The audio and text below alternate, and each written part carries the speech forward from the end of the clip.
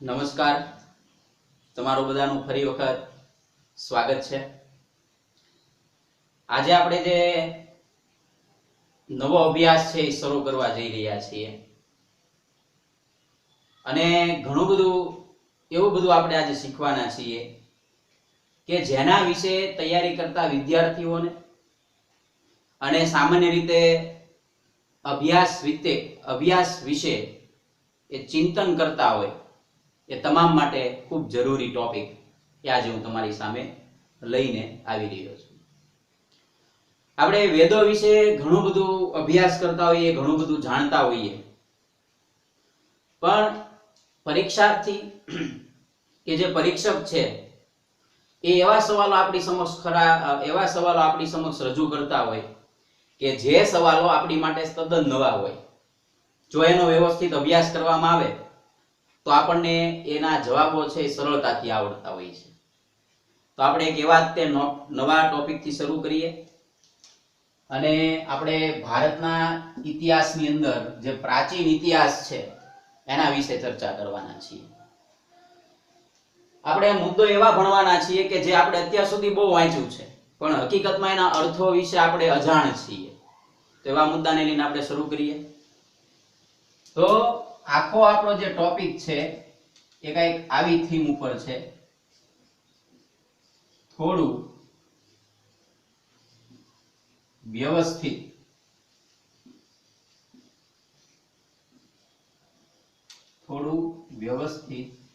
શીખીએ। આ ટોપિક ઉપર આપણે હાલવાના છીએ। તો આર્ય સંસ્કૃતિ જે છે એ આપણી જે મૂળ સંસ્કૃતિ છે એને લઈને જ આપણે આગળ હાલવાના છીએ। તો પહેલા બે પ્રશ્નો ઉપર ખાસ ધ્યાન રાખો। તો થોડું વ્યવસ્થિત શીખીએ એની અંદર પહેલો જે ટોપિક આપણો બનશે એ કઈક આવો છે। તો એમાં યાદ રાખો, પહેલી વસ્તુ વેદકાલીન। જો આ પહેલી વસ્તુ ખબર હોવી જોઈએ, વેદકાલીન સમય। તો આની અંદર ઘણા બધા મતાંતરો છે પણ સર્વગ્રાહે અમુક જે છે એ આપણે સાલો છે માન્ય રાખી છે।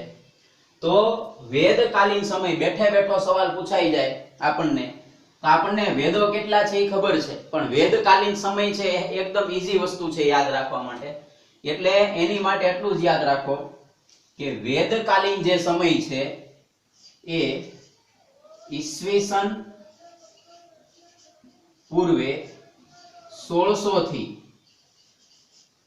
વેદકાલીન સમય ઈસવીસન પૂર્વે 1600 થી ઈસવીસન પૂર્વે 1000 આ યાદ રાખવાનું કે વેદકાલીન સમય છે। જે આપણો જે આખો ઇતિહાસ છે ભારતનો, તો એ ભારતનો ઇતિહાસમાં જે છે વેદકાલીન સમય કયા સમયગાળાને ઓળખવામાં આવે તો ઈસવીસન પૂર્વે 1600 થી ઈસવીસન પૂર્વે 1000।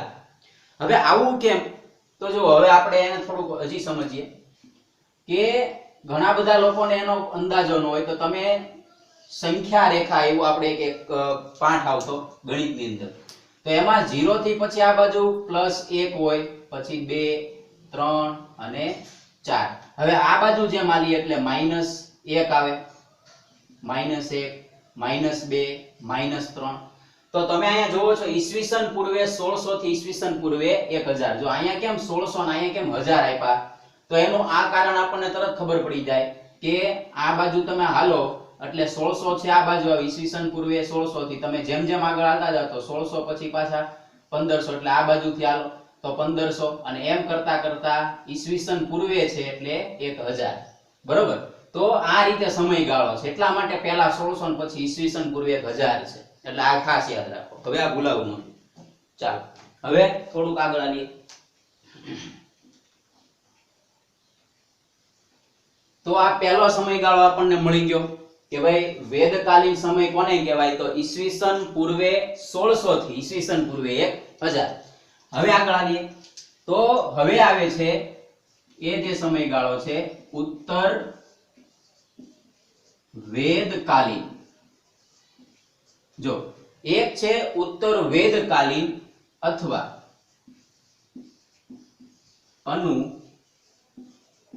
વૈદિક અનુવૈદિક કાળ, બરોબર.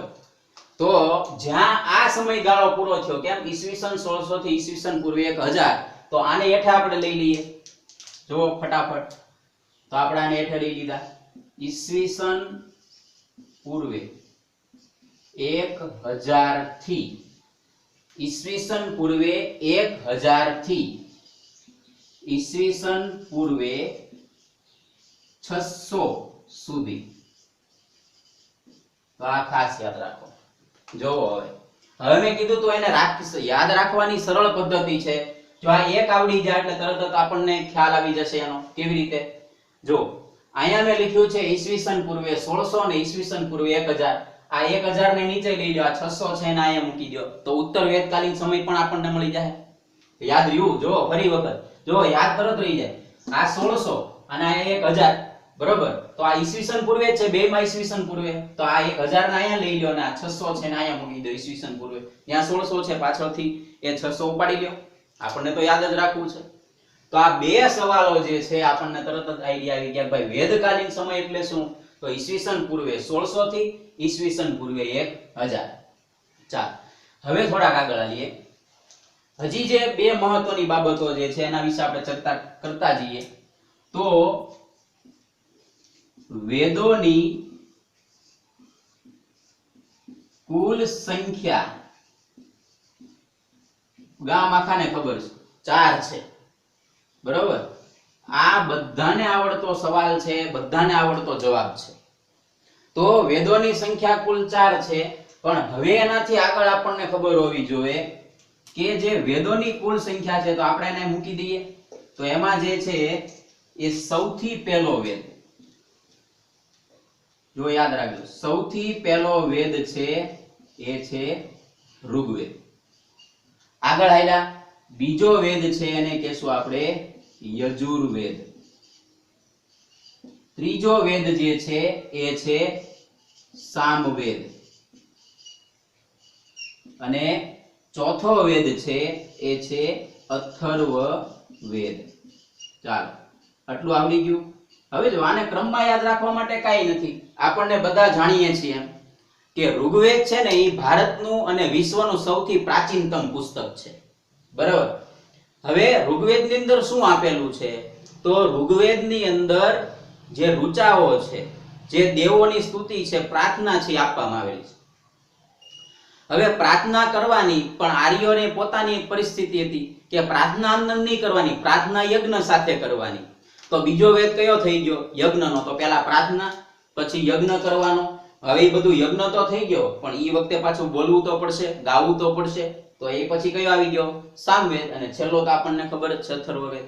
ચાલો, તો આ 4 વેદો થઈ ગયા. હવે ધ્યાન રાખજો, હવેનું જે સાહિત્ય છે એને આપણે થોડુંક હજી આગળ લઈ જઈએ.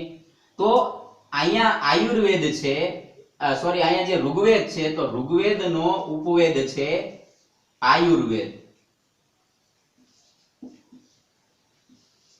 બરોબર છે. ઋગ્વેદનો ઉપવેદ કયો છે? આયુર્વેદ. યજુર્વેદનો ધનુર્વેદ. જો અહીંયા રનો નિયમ લાગુ પડે, સમજો કે જ્યાં રેફ મુકાય છે તો એની આગળના અક્ષરમાં હંમેશા બોલાતો હોય. તમે બોલો તો ધનુર્વેદ, તો ધન ન સાથે છે એ અડધો ર બોલાય, અને જેની સાથે બોલાય ને એની પછીના અક્ષરમાં મૂકવામાં આવે. જો અહીંયા ન છે તો ધનુર, તો અહીંયા ર બોલી ગયા તમે, પણ મુકાણો એની પછીના અક્ષરની અંદર. તો આ ખાસ યાદ રાખજો, ધનુર્વેદ. તો ઋગ્વેદનો કયો થઈ ગયો? આયુર્વેદ.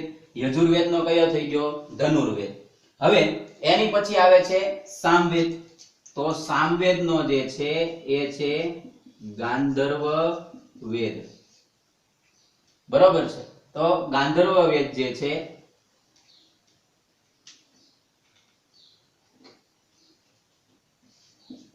ગાંધર્વ વેદ. તો આ રીતે આપણે એને લખશું. અને એની પછી જે છે અથર્વવેદ છે, તો એનો છે શિલ્પવેદ. તો આમે જે 4 લખ્યા આ થઈ ગયા મૂળ વેદો, અને આ બાજુ મેં લખ્યા છે આ બધા આ વેદના ઉપવેદો છે. ચાલો, આટલી વસ્તુ સમજમાં આવી ગઈ આપણને. તો જો વેદકાલીન સમય ઈસવીસન પૂર્વે 1600 થી ઈસવીસન પૂર્વે 1000, ઉત્તર વેદકાલીન અથવા અનુવેદિક કાળ એટલે ઈસવીસન પૂર્વે 1000 થી ઈસવીસન પૂર્વે 600. વેદોની કુલ સંખ્યા 4. ઋગ્વેદ તો પહેલા હવન કરવો પડે, એટલે કે પહેલા દેવોની સ્તુતિ કરવાની છે, તો એની અંદર સ્તુતિ આપેલી છે, એના વિશેની પ્રાર્થના આપેલી છે, બરોબર. પછી હવન કરવો પડે એટલે કે યજ્ઞ કરવો પડે, તો યજ્ઞ એટલે યજુર્વેદ, યજ્ઞનો વેદ સામવેદ તો ગાયન માટે પ્રખ્યાત છે, અને અથર્વવેદ તો એની અંદર કર્મકાંડો અને સંસ્કારોનું વર્ણન છે. એટલું ટૂંકમાં યાદ રાખો, પછી પાછળનો અભ્યાસ કરશું આપણે. હવે એના ઉપવેદ જુઓ તો ઋગ્વેદનો આયુર્વેદ, યજુર્વેદનો ધનુર્વેદ, સામવેદનો ગાંધર્વવેદ અને અથર્વવેદનો શિલ્પવેદ. હવે જુઓ હજી એક પેટર્ન થાય કે અહીંયા તમે યાદ રાખો કે આપણને ખબર છે ઋગ્વેદ, બરોબર છે. તો આ ઋગ્વેદની સાથે આપણે છે ને આમ બોલી જવું, ઋગ્વેદ આ, બરોબર છે, અથવા તો આ ઋગ્વેદ, આ પહેલું થઈ ગયું. હવે આનો મતલબ શું થાય? ઉપવેદ મળી ગયો આપણને આયુર્વેદ. પછી છે યજુર્વેદ, તો આ ધ ને તમે પાછળ લગાડો આગળ લગાડો, તમને જે રીતે ફાવે એ રીતે આપણે એમાં લગાવી શકીએ. તો યજુર્વેદ જે છે તો એને આપણે અહીંયા લખીએ યજુર્વેદ, બરોબર. વાહે છે એ ધ લગાડી યજુર્વેદ ધ, અથવા તો તમે આગળ લગાડો તો પણ આપણને ધ યજુર્વેદ, બરોબર છે. તો તરત યાદ રહી જાય. જો આ આર્ટિકલ પણ છે ને ધ, તો ધનુર્વેદ અહીંયા થઈ ગયો. પછી ગા સામવેદ, તો આ ગા એટલે ગાંધર્વવેદ, અને અથર્વવેદ નો આવી ગયો શિલ્પવેદ, તો સી અથર્વવેદ થઈ ગયું. તો આ ધ ગા સી, બરોબર છે. તો એમ પણ તમે યાદ રાખી શકો, તમને જે પેટર્ન યાદ રાખવી હોય એ પેટર્ન થી તમે એને પાકા કરી શકો, જેથી કરીને છે આપણે ખોટું પડવાના ચાન્સ છે એ ઓછા છે. ચાલો, તો આ વાત થઈ ગઈ વેદો અને એના ઉપવેદો વિશે.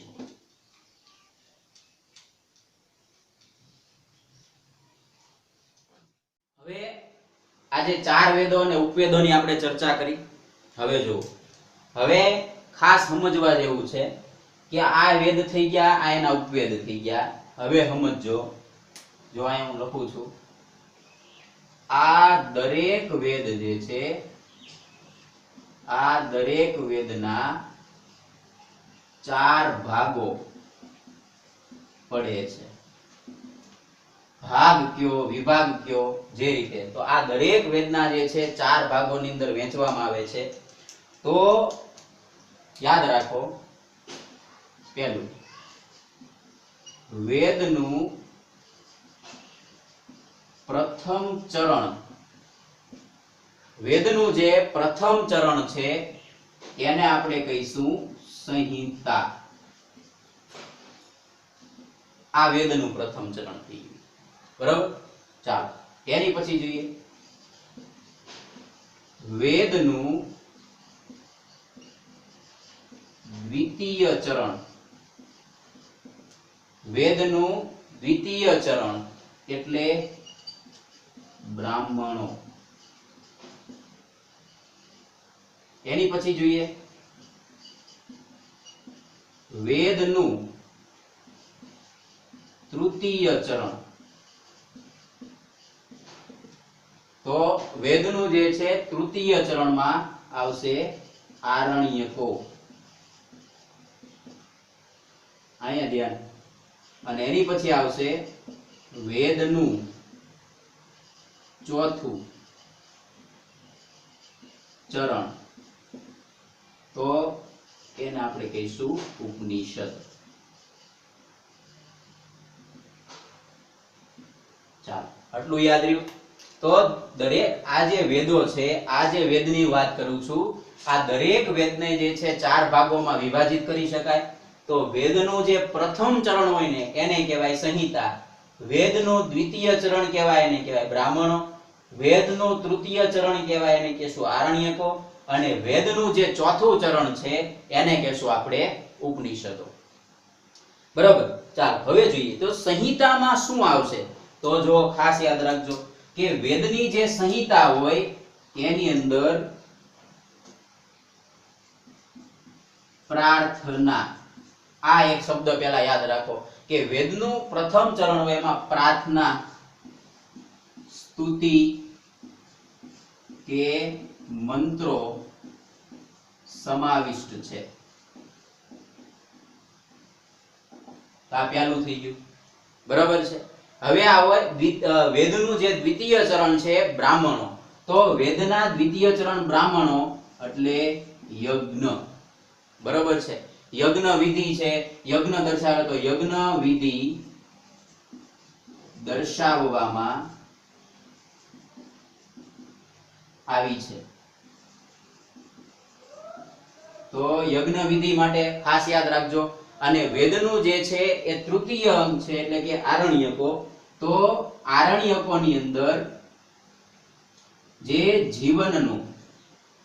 જીવનની ઘટનામાં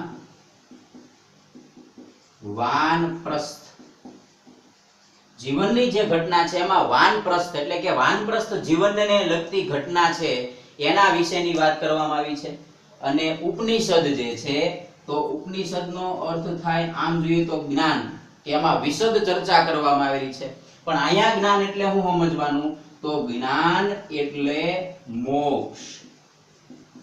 જો ધ્યાન રાખજો, ઉપનિષદ એટલે હકીકતમાં શું થાય કે એક પ્રકારની ગૂઢ વિદ્યા, ગુરુની પાસે બેસીને જ્ઞાન મેળવવું એવું થાય, બરોબર. તો ઉપનિષદ જે છે એમાં જ્ઞાન એટલે કે મોક્ષ. હવે જોજો હજી શું એમાં વિસ્તારથી આપણે કહી શકીએ, એનો અર્થ એવો થાય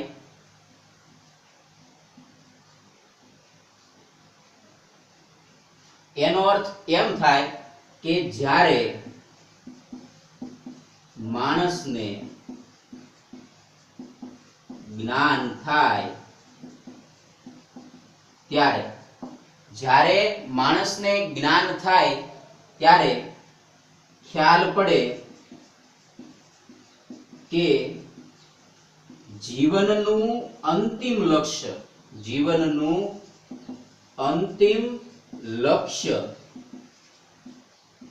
મોક્ષ છે. જીવનનું અંતિમ લક્ષ્ય મોક્ષ છે.